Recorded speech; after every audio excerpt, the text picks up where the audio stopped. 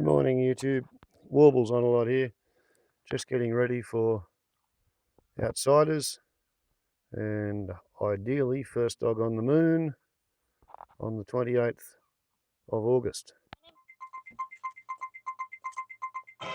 Time now for Outsiders.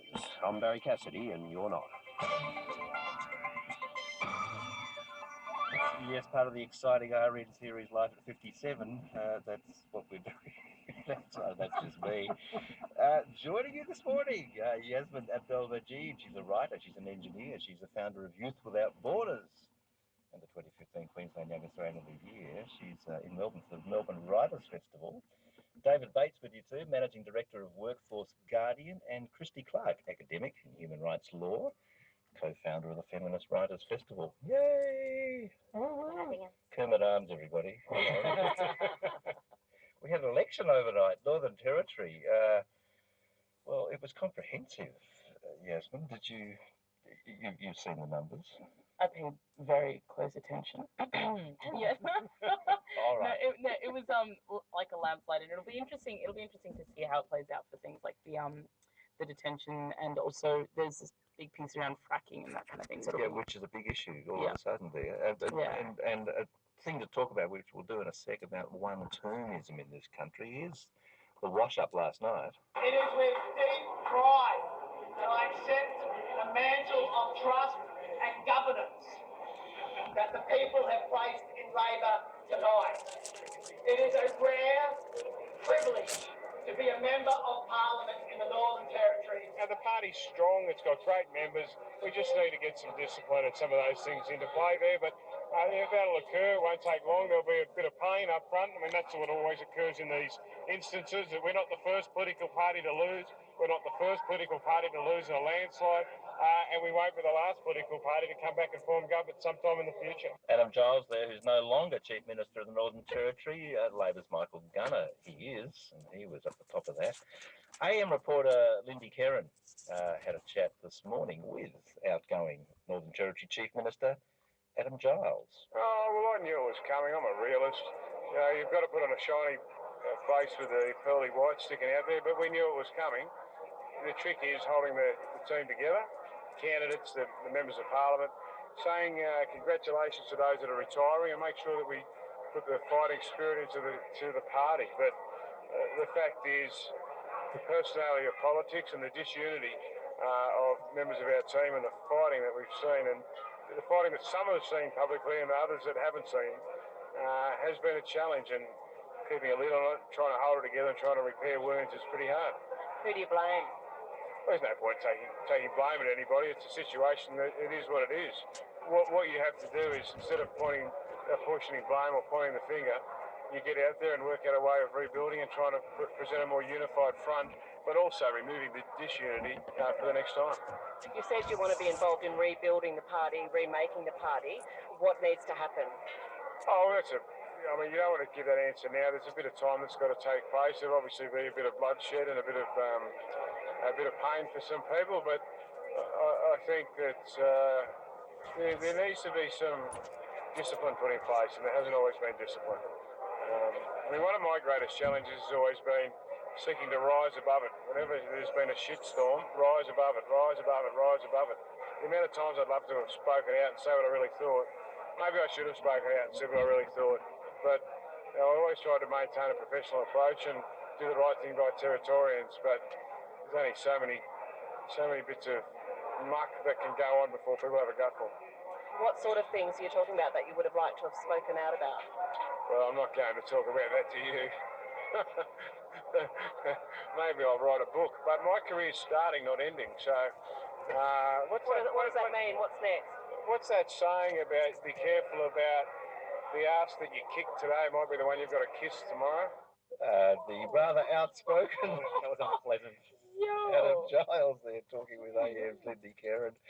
More on Northern Territory election AM special. You can find that online on the ABC Radio app. No thanks. It's interesting, David. I mean, another government in this country falls after a single term. This seems to be the trend. It is. It's the new normal. This is what happens now. People, you know what, we've got a completely disillusioned and fed up electorate who are sick and tired of these people claiming to be leaders. And it's not hard. These people who get to the top of our political parties through their number crunching and their game playing and their factional, warlords, they get to the top. And then they are hopelessly incompetent, and this is what happens, and they deserve it. And if we look around the world, there are other countries with good, stable majority governments. It's not a secret. You just have to be competent, and we just lack competent leaders in this country. Competence, Christy. I mean, does that ring true?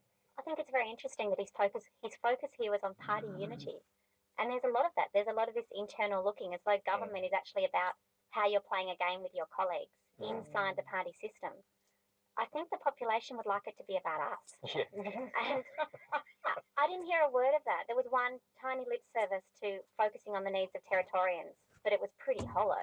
Here it was focused on reputation, mudslinging, internal unity. That's actually not the fundamentals of good governance. Well, we're about to head into a new parliamentary session in Canberra. They meet this week. It's 8 weeks, Yasmin, since the election. I apart from anything else, surprised when I sort of think about that and how long it's been since we actually all sat up and voted for the thing that we now have assembling in Canberra. It's a bit concerning, really. But we've lasted 8 weeks, and I don't know. I think, and it's interesting to kind of hear the chat that comes out. But I would kind of agree with the piece around. I don't know if it's competence per se, or if it's vision, or we just want people that we kind of trust to do the job decently. And I don't think there's trust that the job of governing the country is being done decently, because we don't trust that politicians are there for us. And it's as if, this sort of one-termism piece is partly because we're like, guys, hello, we're over here, and our lives aren't necessarily getting easier or better, and what are you actually doing about Which it? is what that disunity thing represents. I mean, it's not so much the fact that it's disunited, the fact that it's inward-looking. It isn't really about us. Exactly. It's like a game of Survivor, and we're just getting the winner over and over again. I actually don't want the winner of Survivor ruling the country. That doesn't seem very appealing to me. No, I want the one from Bachelorette.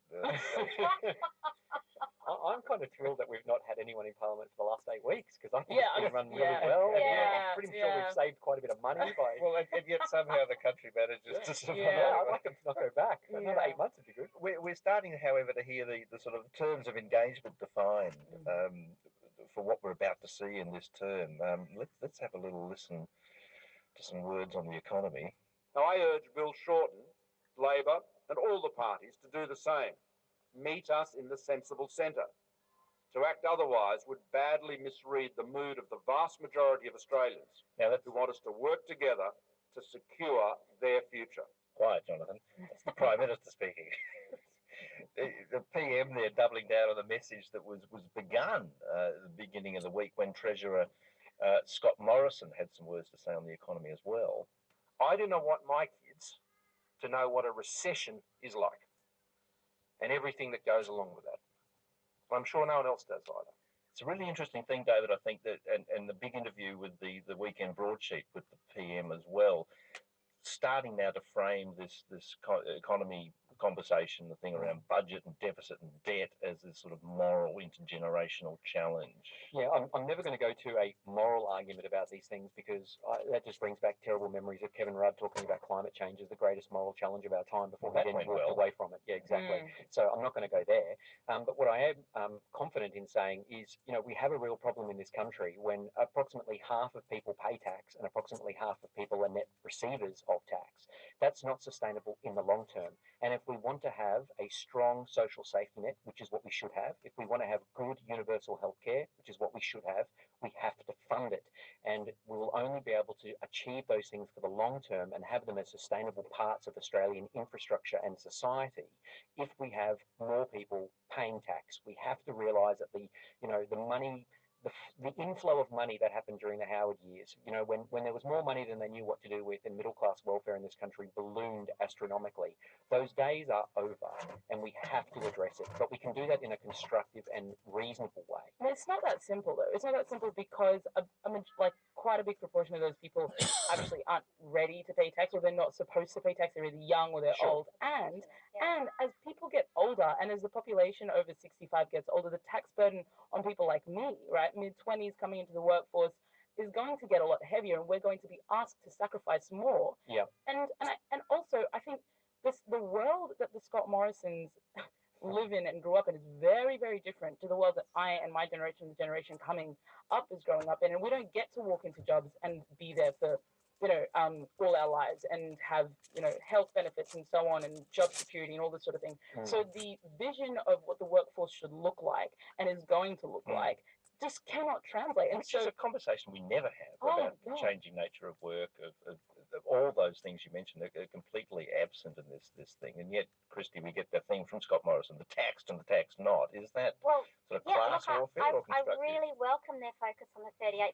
of private corporations in this country that paid no net tax. Clearly, that's what he was talking about. I think that would be fantastic. And I'm really glad to hear that he does plan to back budgets in that case. I'm sure he wasn't targeting people who are living below the poverty line on Newstart, and I'm sure he's not targeting pensioners. I have faith. So I'm very pleased to hear that the Liberal Party are actually going to focus on the real leaners in this country, and that is those corporations who currently pay no net tax and who currently send a lot of their money offshore. They're not employers. They're actually just funneling money upwards. This is where the conversation is going to lie. It is around the notion of fairness. This is what the opposition will come back and say. And I mean, fairness will include, I think, David, getting to people who do not pay their corporate tax, who send the money offshore. That's correct. And everyone has to pay their fair share. Let's be very clear. Absolutely, everyone has to pay their fair share. The problem is, we talk about things like payments for university students, etc. I took Austudy when I was at university. I was very fortunate that I was eligible to receive that. Those are the sorts of programs, absolutely, we should continue to have. But if we go back to your point earlier about the workforce, absolutely, we need more of these people who are not able to contribute tax to be able to go to work and pay tax. And the problem is, with the Fair Work laws, it's virtually impossible for some people to obtain work, because there are plenty of businesses that would love to have students, for example, or mums or stay-at-home dads be able to come in and do flexible working. But we have a modern award system which requires some casuals and part-time employees to always be paid for a minimum of 3 to 4 hours every time they're engaged. So that stops people who would love to go into work for 2 hours a day, who would love to get work experience. They're the ones who are unable to do it. So until we get rid of these incredibly useless and overly complex employment laws in this country, and they're unique to this country. But they're not going to touch industrial relations. That's exactly right. Do you really want 0-hour contracts? No, and because that's the direction that goes. You start liberalising, and you end up with not. those things. And this is the thing. Every time we talk about workplace relations reform in this country, we can't just keep saying work choices, work choices, work choices. I'm opposed to work choices. I don't support it. It's very reassuring. Well, it's dead, buried, and cremated. That's exactly right. It's not coming back. Yasmin, I mean, yes, there's all those issues about different work lives and different life experience, but the fact still is that a huge number of Australians are net beneficiaries of the taxes paid by not many Australians. I mean, how do we resolve that? I honestly, so these are the questions that we need to have actual deep critical thinking about, rather than saying, let's just divide the country into the tax and the tax nots, or the lifters and the leaners, because all that does is make people feel divided, pit each other, pit people against one another, create class lines, right? And I think what we then miss is, what do we want Australia to look like in 20, 30 years' time? When 40% of the jobs become automated, what are your average Joe and Mohammeds and, Lee Kuan Yew's going to be doing, right? I mean, it's important to make sure, I'm reflecting. He had a good job, but he left. Very diverse section of the workforce. We could have a few policy options. We could actually have a policy option of universal employment, but we're not there. And flexible work contracts aren't about 100% employment. That's a different economic system. We could have universal basic wage. We don't actually need to have the system, the incredibly expensive administrative system that we currently have. Which is the really interesting thing, because there's things like universal basic wage are becoming things that people are talking about. They're actually becoming mainstream. And yet, where is that in our political conversation? So when it comes to competence, I think it's also courage and bravery. And I don't think, I think when people are obsessed with, when politicians are obsessed with becoming elected or re-elected, they're not interested in what is actually going to do well for us in the long term. And they're just focused on what is going to get us over the line. And so, I mean, from where the funding goes and because we want, you know, votes from a certain area, to what kind of conversation we're going to have, and pushing fear rather than sort of. Okay, we're on the upload limit, so I'll start a new movie. Ciao.